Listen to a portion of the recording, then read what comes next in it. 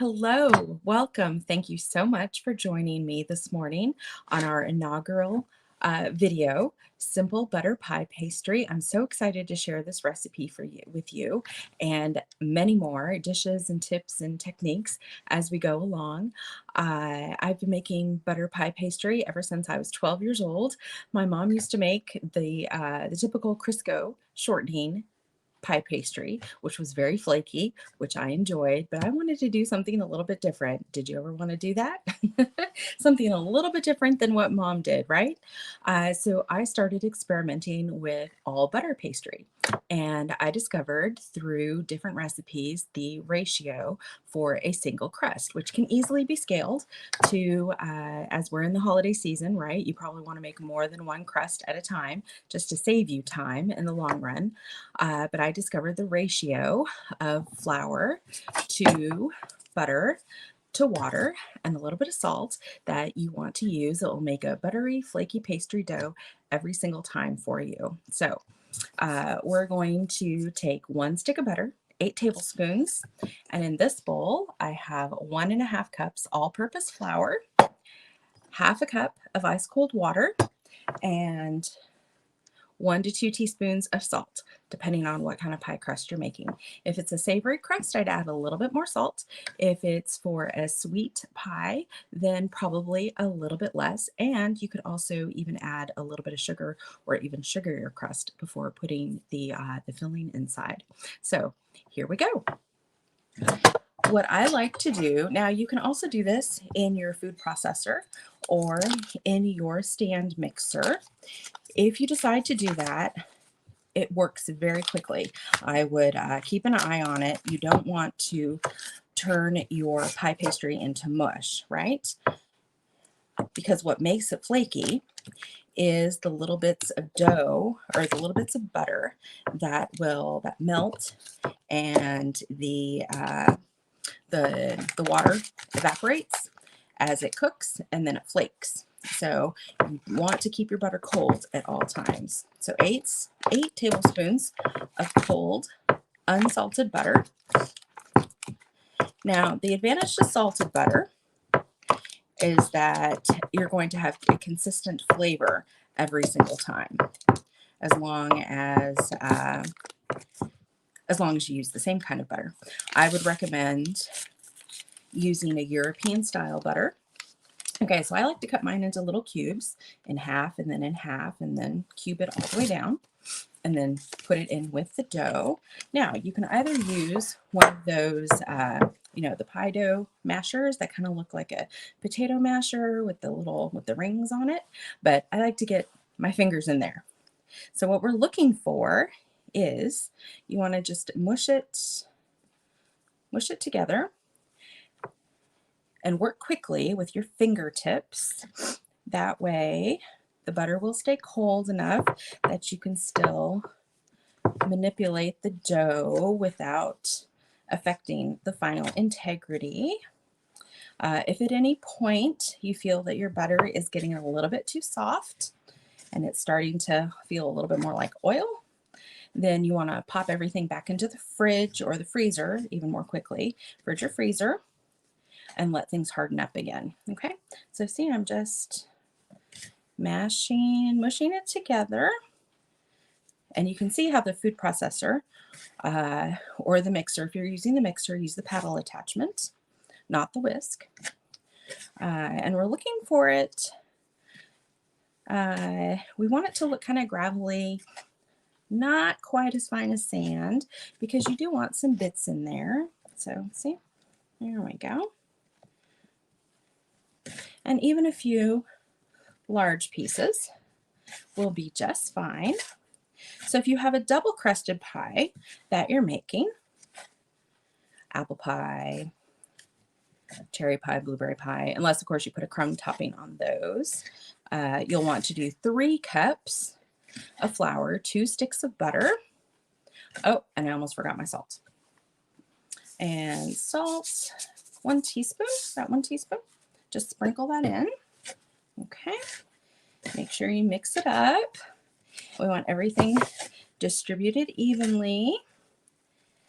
All right. So, see that? A little bit. There we go. Okay, then you want to make a well in the middle. Okay, and then start with half the amount of water that the recipe calls for. So maybe a quarter to a third of a cup to start with, and you want it to be cold. Everything needs to be cold, working with pastry. So this is actually the perfect time of year for pastry, right? We're not fighting with the humidity or the heat or having to make sure the air conditioner is down. Don't have your oven going at the same time. I've made that mistake. Uh, but the amount of water, you want to start with half, because the amount of water that you need in the final product will depend on the humidity of the air, the humidity of the flour. And once you overhydrate, then you're going to have more flour and then maybe a little more water, and you're going to have to try to, get your ratio back. So here we go, all together. All right, and we want it to just come together, just stick together. No, we need a little bit more. There we go. You want it to just, and you don't want to overwork your dough either, because then it's going to be tough. And there's nothing worse than tough pastry, okay? So it's coming together, and then we're going to use the heel of our hand in the bowl just to bring it together. There we go. Okay, like that. We're going to plop that out on our board. I have to get a better camera angle for you guys next week so that you can see the board. And then we're going to roll it out. Now, if you work quickly enough, and if it's cool enough in your house, you may have to let it rest before you shape it. 30 minutes in the fridge, 15 minutes in the freezer. I'm going to need a little bit of flour on this, just so it doesn't stick. There we go. Okay, just a little bit. You don't want to add too much. You just don't want it to stick, right? Okay. And you want to roll it out to fit your... Ooh, uh-oh. We got a little excited there. Okay, there goes the camera. Uh-oh. Here we go. Okay. We want to make sure to roll it out. Turn it as you roll it. Okay. And it's going to feel flexible. It should feel a little flexible, right? And still cold. All right. I have my ceramic pie plate. And it's cold enough in the house that I didn't need to put this back in the fridge. Okay, this is a deep dish, so it just fits. And what I'm going to do is tuck it under just a little bit, all the way around, like this. Here we go. Tuck it in. So it's nice and even. You probably want about, and then you want to push up the sides a little bit, because it's going to shrink when it cooks, right? Push it up a little bit. And then we're just going to do that old-fashioned crimp, 2 fingers like this, all the way around. So tell me below, have you tried homemade pie pastry before? How's it gone? Are you wary of trying it again? I promise it's not as mysterious as it looks, and the results are always delicious. Now you can also use a mix of shortening and butter, the best of both worlds. The shortening makes it a more forgiving dough, and the butter always brings the flavor. So as I was saying before, I would recommend, if you can, use a European style butter. It's higher in butter fat, but it will also melt more quickly. So you got to work fast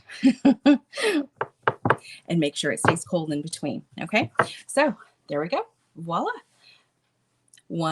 A single pie crust, ready to be a quiche or ready to be a pie with a crumb topping. Uh, Tell me what your favorite pie filling is below. What kind of pies do you have to have on Thanksgiving Day? My family has to have an apple pie, a pumpkin pie, and a pecan pie, and maybe a cherry pie. We will see. And I also make all my fillings from scratch as well. So if you want those, say pie fillings below. And I'm going to pop this into the fridge, give it 30 minutes to chill, and then put a filling in it and bake it off. Baking off is 425 for both a top and a bottom crust, or just a bottom.